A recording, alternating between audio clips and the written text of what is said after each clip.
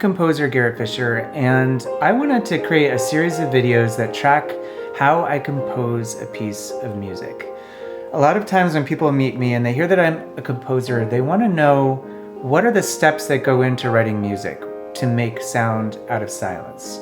What are my inspirations? How do I start and how do I know when it's finished? I recently got a commission from an ensemble in Seattle called Torch.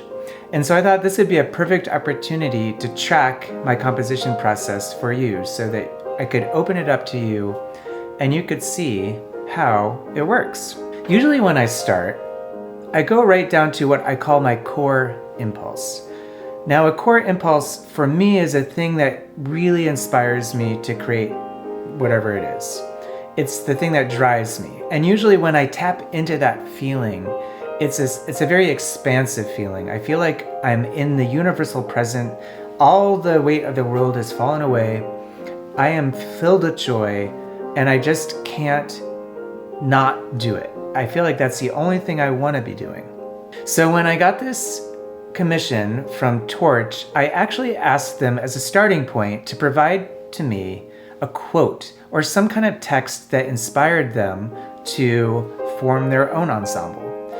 And they gave me a quote by Thomas Mann, which incorporates the word torch, so I'm going to read it to you. Art is the sacred torch that must shed its merciful light into all life's terrible depths. Now that's a really pretty heavy quote, and I think it's something we can all probably relate to these days with everything that's going on. We're all wanting to shine the light into the darkness that seems to be surrounding us. I took that and I got the vibe from it. I got the sense that these are very serious musicians who are really wanting to bring their artistry to the world and to share beauty with the larger public. I took that as a starting point, and immediately I had this image of a torch. And then I started thinking about what is the instrumentation of this ensemble. It's really unique. So it's a quartet. It has a clarinet, a trumpet, a vibraphone, and a double bass. So let's go over the ranges of these different instruments so that I can show you what we're working with. The trumpet is sort of between this and this range. It's also a melodic instrument and it's very foregrounded and it has a very solo quality.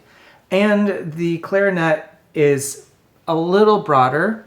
I think it goes down to something like this and it's all the way up here maybe. So it's also kind of in that treble range. It's very forward. Once again, it's a solo instrument. The two kind of pair off of each other. I began to think of like duet. That was sort of the first thing that came to my mind. The vibraphone has like a keyboard look to it. You have mallets and you're playing the different keys. And it has a very sort of metallic sound. The range, I think, is from like here up to here. And so that's sort of in the same range as the clarinet and the trumpet. Then we fall off the cliff and we go down to the double bass, which is way down here, and it sort of goes up to about here. So what's missing from this range is this sort of in-between section, and that I find really interesting. I think when I start composing, I'm always looking for the cracks. I'm looking for the fault lines.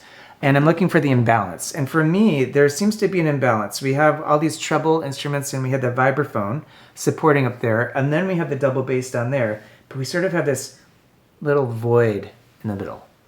I started off this video by playing a little bit of a sound of a vibraphone.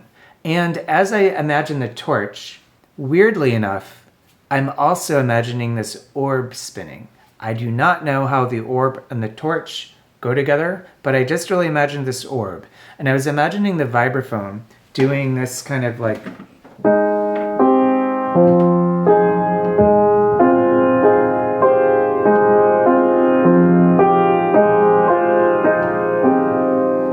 sort of like the orb is spinning. I kind of feel like that orb is going to be fate. And somehow fate is a thing that's driving the earth. It's also the earth spinning. So it's just sort of the sense that it's spinning. It's like the world around us is spinning and we feel like we have no control over it. That's how that orb thing will tie into the torch. I'm just thinking in real time here. The orb is kind of like the earth spinning, and it's also a sense of hopelessness because we really want to be able to change the trajectory of things, but we don't feel like we know how. And the torch is going to be the light that we're shining down into that sense of hopelessness. If you're interested in following me on this journey of composing for the Torch Ensemble, please subscribe. And thank you for watching and listening. And I look forward to seeing you next time.